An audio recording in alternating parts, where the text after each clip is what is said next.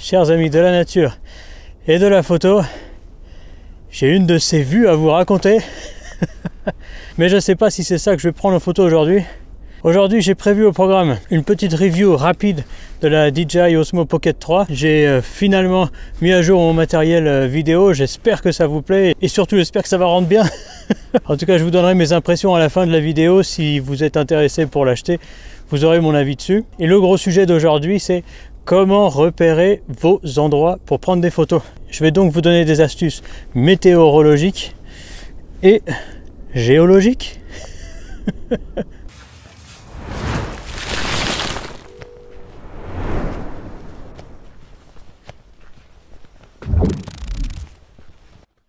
Cette vidéo est beaucoup plus longue qu'à l'habitude. La première partie sera sur les astuces pour le repérage photo, mais si vous voulez voir un beau coucher de soleil au-dessus du paysage coréen, vous pouvez aller directement à ce timecode pour aller voir les photos. 20 minutes à monter bien engagé, et après on devrait commencer à voir la vue.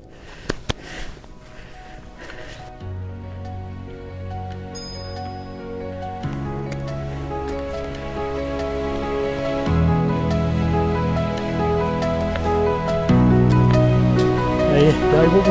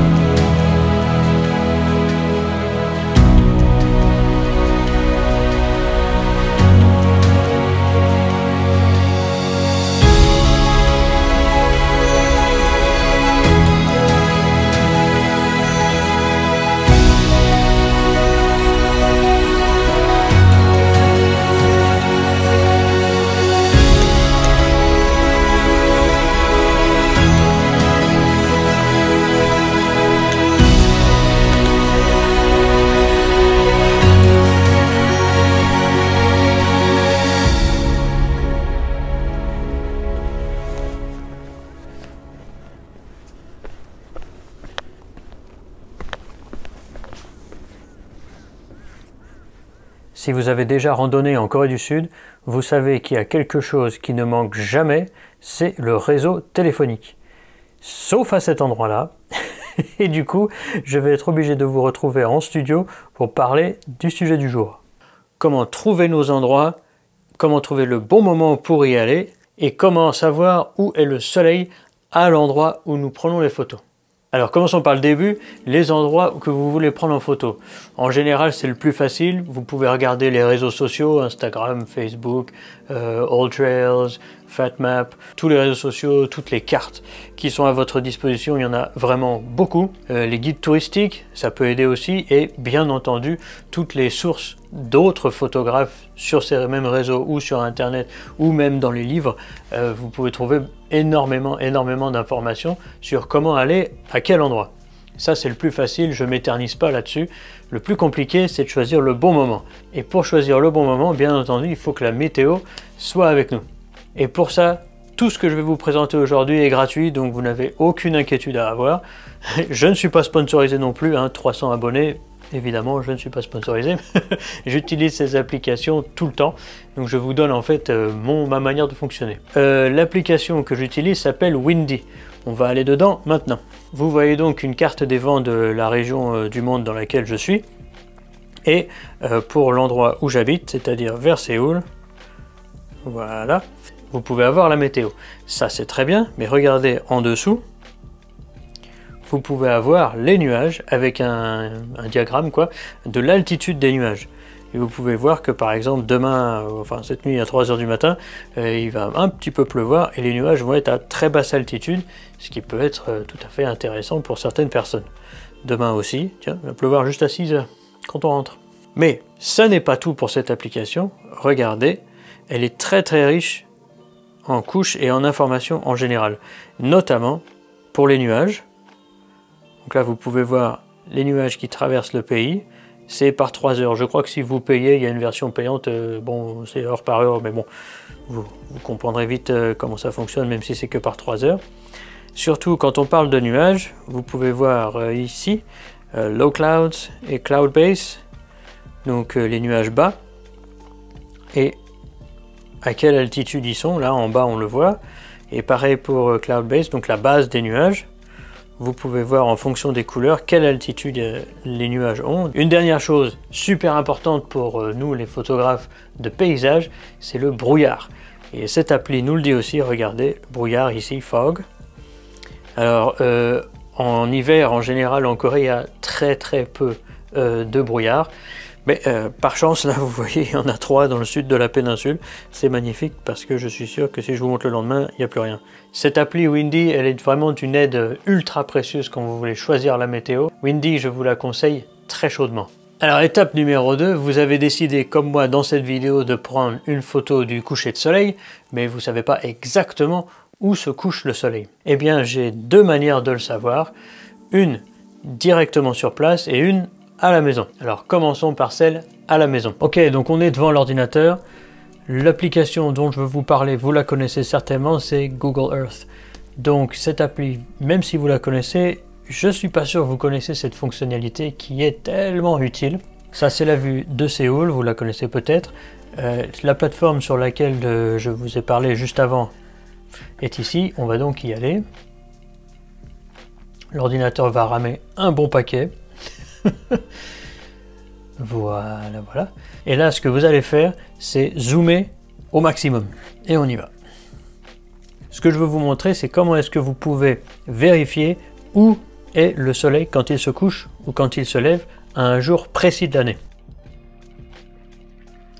Voilà, les graphiques. Et donc là, vous voyez, il est 7 h du soir, donc il fait nuit. Mais si vous prenez ce slider et que vous remontez, vous pouvez voir que les jours passent. Ça c'est super parce que vous pouvez aussi voir la Voie lactée, vous la voyez ici. Mais si je tourne la caméra, et bien si je tourne la caméra, vous pouvez voir que le lever de soleil se fait tout là-bas, juste au-dessus de Konaksan. Et il en va de même pour le coucher de soleil. On va donc faire un demi-tour complet. Et si vous êtes sur cette plateforme, et que vous regardez le coucher de soleil, vous vous rendrez compte qu'en fait, elle se couche derrière cette colline. Et donc, ça ne vous servira à rien d'être là. Il vaut mieux avancer, voilà, et se rapprocher de cette falaise plutôt. Je ne sais plus où elle est ici, voilà. J'ai l'impression d'être un très mauvais jeu vidéo. Bref. Voilà, le temple où nous étions tout à l'heure. Et là, vous avez une vue parfaitement dégagée sur le coucher de soleil. Si vous aviez prévu de prendre en photo ces bâtiments-là avec le soleil, admettons, juste au-dessus, il va falloir revenir un autre jour. Quel jour en particulier? Eh bien, vous pouvez voir, je ne sais pas moi, admettons en octobre, peut-être. Ah, en octobre, ça semble pas mal. Ouh, eh bien, vers le 22 octobre, vous voyez que c'est possible de prendre le soleil qui sera juste au-dessus de ces tours-là, si c'est ce que vous voulez faire. Donc, vous appuyez sur le soleil pour faire apparaître le soleil, et vous appuyez sur la petite clé pour changer le jour. C'est comme ça que vous pouvez préparer depuis chez vous un shoot très précis sur le coucher de soleil ou le lever de soleil. Pour l'application sur le téléphone, il y en a beaucoup, comme Suncalc ou Mooncalc.net. Elles sont très bien, mais celle que je vais vous donner, elle marche encore mieux, à mon avis, quand vous êtes sur place, parce qu'elle inclut de l'AR, de la réalité augmentée. Donc l'application s'appelle SunsPath. Quand vous l'allumez, vous pouvez choisir le type de carte qui vous intéresse et la date. Une fois que ça c'est choisi, elle vous montre le chemin du soleil pendant la journée. Ça, c'est une information très facile à trouver un peu partout sur Internet. Une chose qui est un peu plus compliquée à avoir gratuitement, c'est donc cette réalité augmentée.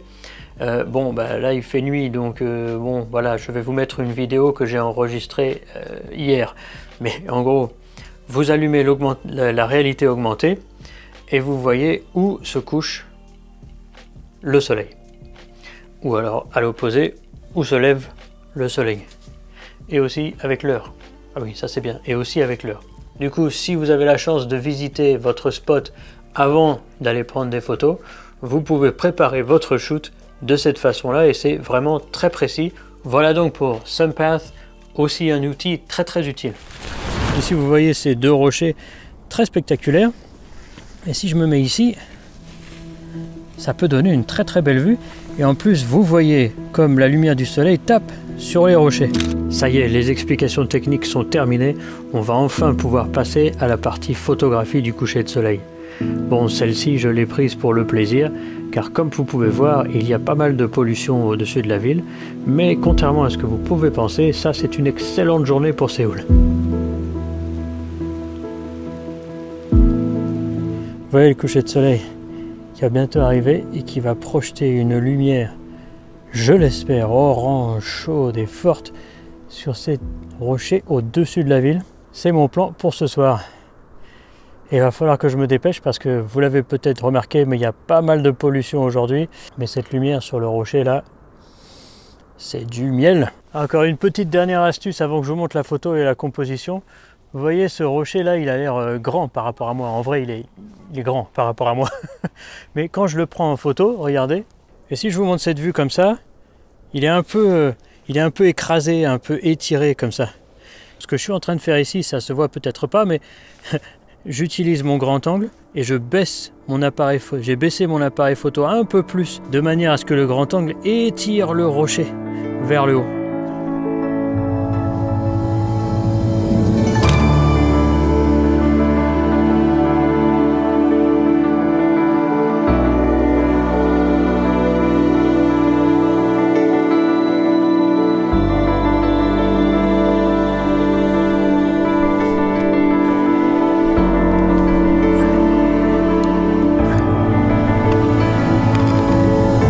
Le soleil va bientôt se coucher, donc il faut vraiment que je me dépêche.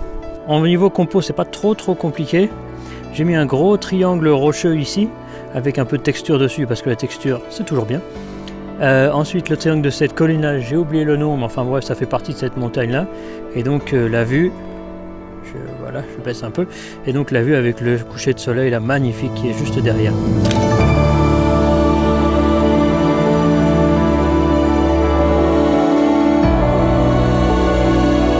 Malgré cette brume de pollution fort peu attirante, je suis quand même plutôt content du résultat. J'ai croppé en 5x4, ça m'a permis d'équilibrer la montagne en haut à gauche avec de l'autre côté le soleil et d'avoir les rochers au centre qui mènent vers le centre de la composition et donc au choix la montagne à gauche ou le soleil à droite. Bon, c'est pas une image portfolio, mais je suis plutôt content de la montrer quand même. Ah, c'est toujours magique quand le soleil passe en dessous de l'horizon. Bon, je vais redescendre de mon gros caillou là, j'ai pas envie d'y passer la nuit parce qu'il fait un peu froid, il y a du vent, c'est un petit peu dangereux quand même, un petit peu.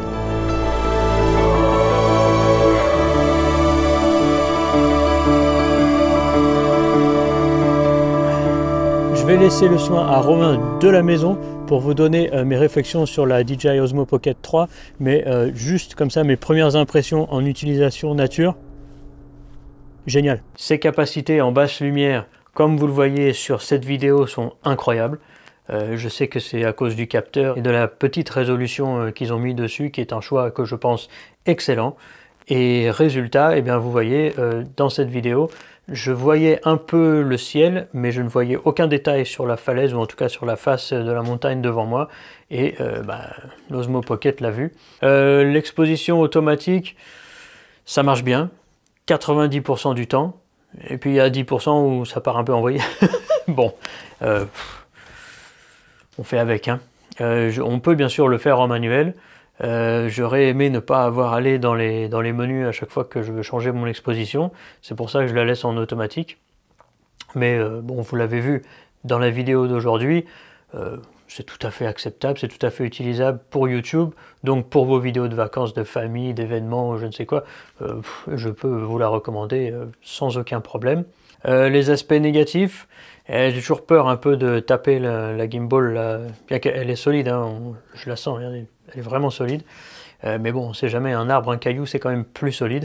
Il faut que je fasse attention. Je ne sais pas si elle tient à la pluie ou à l'eau ou quoi, mais vu que la carte SD est là en extérieur, quoi, J'ai très peur de l'amener un jour où il pleuvra beaucoup, où il neigera. Pour ce que j'en fais, c'est-à-dire des vidéos qui sont assez demandantes, parce que souvent je vais au coucher ou au lever de soleil, c'est-à-dire que oui, je prends des vidéos la journée, ce qui est plus facile à faire pour une caméra, mais je prends des vidéos aussi en beaucoup de basse lumière, et franchement, elles se débrouillent ultra bien, et le fait que ce soit stabilisé par une gimbal, c'est extraordinaire. Vous l'avez vu aujourd'hui. Niveau prix, je ne connais pas les prix en Europe, mais ça n'est pas si bon marché que ça, surtout si vous prenez le combo créateur, créatif, je ne sais pas comment on dit en français, mais en vrai, pour ce que vous aurez, si vous allez à la compétition chez Sony en particulier, vous paierez beaucoup plus cher et vous serez loin d'être aussi bien stabilisé, donc pourquoi pas. En tout cas, moi, je ne suis pas sponsorisé encore une fois par DJI, hein, 300 abonnés, 300. Mais sérieusement, bon matos. J'espère que ça continuera comme ça sur la durée. Ça, on verra. Donc, en gros, Romain approuve la DJI Osmo Pocket 3. Et elle tient debout. Si vous êtes amateur de photographie, si vous êtes photographe et que vous voulez approfondir cette passion infinie qui est la photographie, je vous remercie de vous abonner et de me lâcher un like. Ça paraît peut-être pas grand chose, mais c'est super important pour faire grossir cette chaîne, surtout qu'en ce moment elle ne grossit pas des masses, donc je compte sur vous vraiment pour faire grossir cette chaîne, pour que j'ai encore beaucoup d'images à vous raconter.